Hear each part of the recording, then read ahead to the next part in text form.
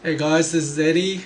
Today we're going to talk about a computer game that I discovered recently through a friend on Facebook called Path of Exile. And it's a totally free game that is pretty similar to Diablo if you're familiar with that series of games from Blizzard. And I was pretty shocked at first to play it and find out that it's totally free. So I can't see anything stopping you from giving it a go. The only thing is you have to be careful not to get addicted to it. So far I don't see anything particularly addictive. I played for about maybe less than half an hour, and I find that I can have a break for a couple of days before going back on it. So just be careful not to play it too much because too much gaming is never good for you. So I want to talk a little bit about how to install this game, because initially when my friend told me to install it through Facebook, I had a bit of trouble downloading the game because it's 5 gigabytes if you download it straight away from their website. So if you go to www.pathofexile.com, really what you do here is you should create the account first. So click create account, and you're going to type in an account name, which is just a name that is visible to everyone else, your email address, your password, confirm your password, and type in whatever this image says and create the account. And that way, when you eventually download the game, you'll be able to log in. Now, what I did to actually download the game is I discovered if you download the game from this website, pathofexile.com, it'll be about 5 gigabytes. So I found another website. Well, actually my friend told me about this. If you go to Game Arena, which is a pretty famous website in Australia for downloading games, or shareware or freeware games, I guess. So if you go to GameArena.com and you go to downloads, and you type in sorry, that was GameArena.com.au, and you type in Path of Exile and their downloads, and you're gonna click on posted, so that'll get you the latest file. And you can see here, Path of Exile Open Beta Client version 0.10.b, and it's only 2.4 gigabytes. So it's about 3 gigabytes smaller than you would download if you had downloaded from their original games website. So you're gonna click this, and you're just gonna download it. So click download, and your download will start automatically. So as you can see, it's 2.4 gigabytes, and so if you're in Australia, it'll be really quick. Once you've downloaded it, you're going to unzip it and paste it into your C drive, program files, bracket x86, and you're gonna paste it in this folder, Grinding Gear Games. So remember, this is your file structure: C drive, program files, Grinding Gear Games, Path of Exile, and you're gonna put all the files in here. And the reason why you need to do that is because if you don't do this, then the game client will not be able to find where your files are, and it'll start downloading another whole package of the game into some other folder. And basically this is what you need to do in order for this to work. Okay, so once you've downloaded it, you're going to double click on client.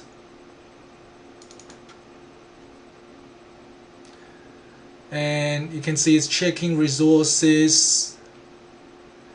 And the first time it might download another few gigabytes. It'll take a while for it to load the first time.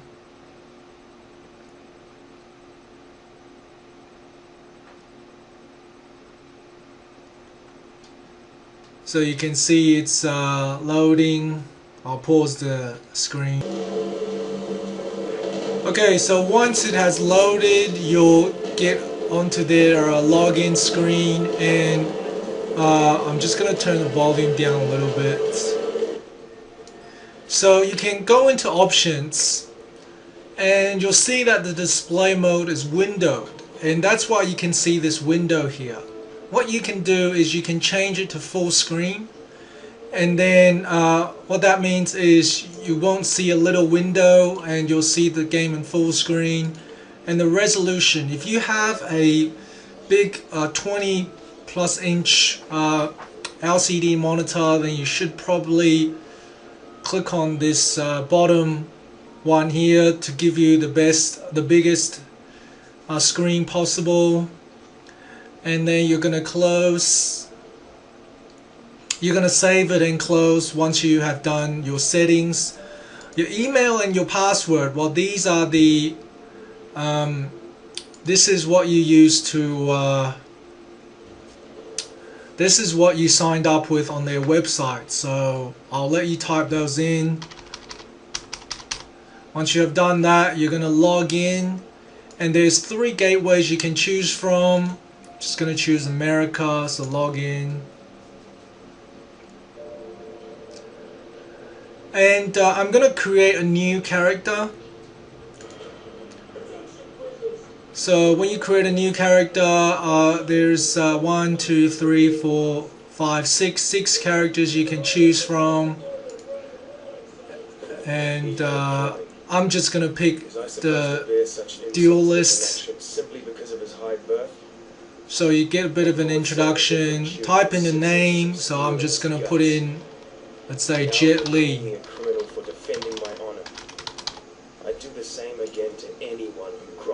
Already exists.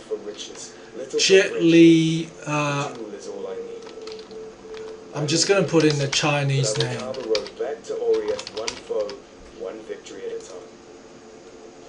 So Li Xunhuan is a martial artist from a Chinese novel. Okay, so I'm going to pause it there while it loads the first level. Okay, so in the beginning of the game you're lying on the beach. I guess you just escaped from somewhere. And if you move your mouse around the screen, you can left click around the screen. If you press Alt, you can see what's on the floor, so you can pick them up. You click on the characters, click on where the exclamation mark is, you read some stories. And then if you just click on the monsters, you can kill them. And then so walk around. And in the beginning of the game, basically all you're doing is you're looking for monsters to kill, and the best way is just to click and hold on them, so that way it just keeps slashing them for you instead of you having to click non-stop. Now, one thing interesting I found is so I'm just gonna let one of them hit me for a little bit. Okay, see that my health on the left hand side, the red ball, the health is slowly disappearing. Now if you top it up using your potions, so I'm going to press the number key 1 to top up my health. Now you might think you're wasting your potion, but what's going to happen is when you kill a monster, your potions actually refills. So if you kill a couple more, then your potions should refill. So you can see it's slowly refilling. and it's pretty much refilled.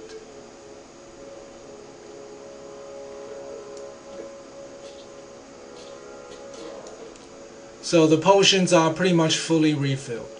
So I'm going to use it again. And basically in the beginning you're just trying to level up, so you're going to kill as many of these as possible. Kill as many zombies as possible.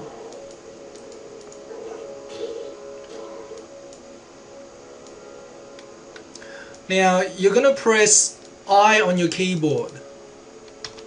So when you press I, you can see all of your items. Right now you have a sword.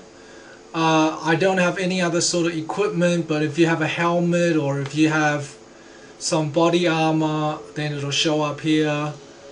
You can see that there is a red slot on your item. So what you can do is you can click on this red gem, and you can drop it in the red slot of your sword.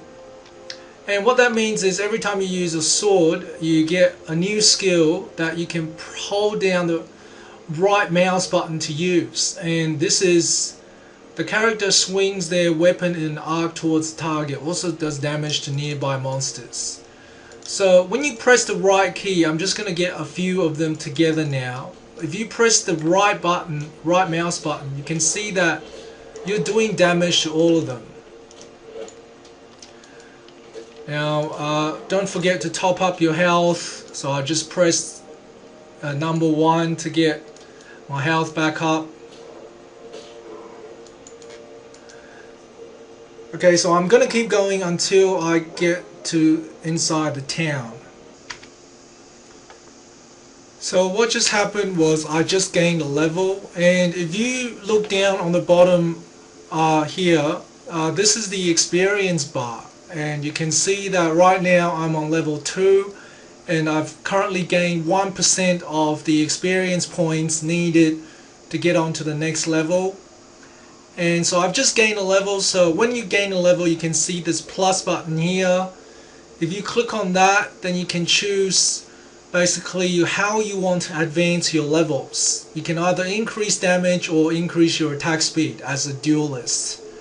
And I'm just going to click attack speed because I think it's pretty cool that you can hit them quicker with your sword. And so you can see that if you click on a monster, then your experience points will increase. So I had 1% just before, and right now I have 6%. So basically the higher level you are, obviously the better it is.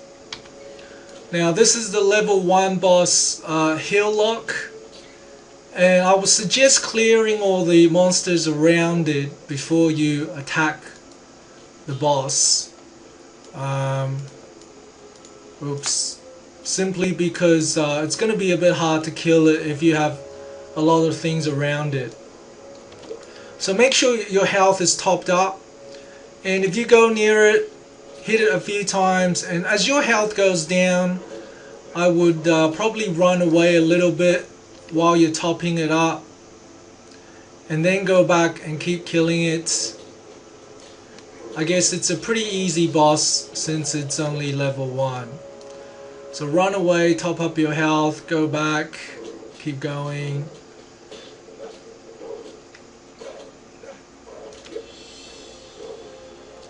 Oh, that was a close one.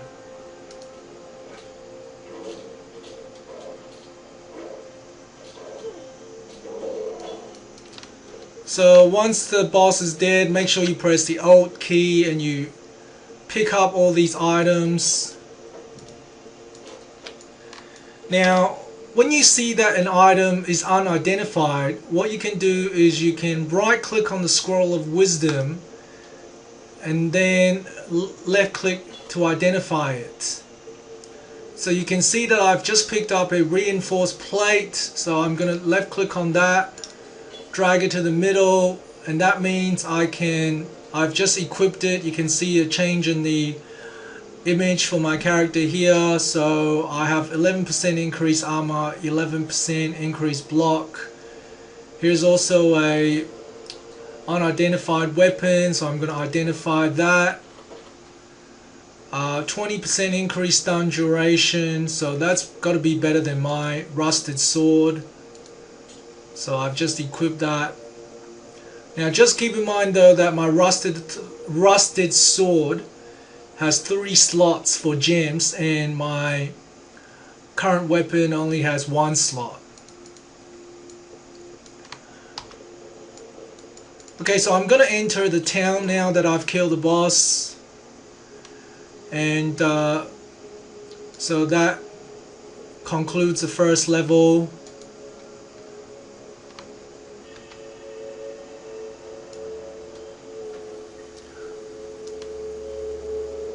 Now while you're in town, if you have a look, these are all the other guys that are currently playing the game. So this is a multiplayer game and these are all the other characters. If you want to talk to them, you can press enter and you can say hello. And if you click on one of the CPU characters, you can hear the story and you can also get quests from them. So the first quest is find a medicine chest. I guess at any time if you want to see your quests, I guess you can press Q. No, not Q. So where are the quests?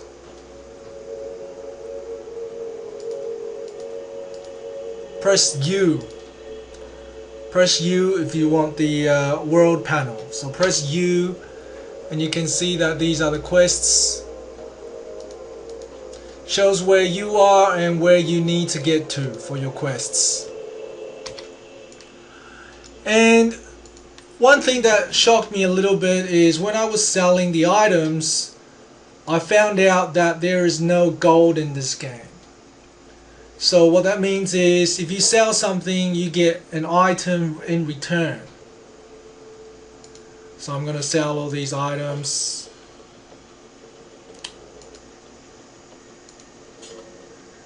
And you can see that you get these scrolls, fragment scrolls in return, and you need 5 of them to become a scroll of wisdom, which allows you to identify an item. So I'm going to sell these.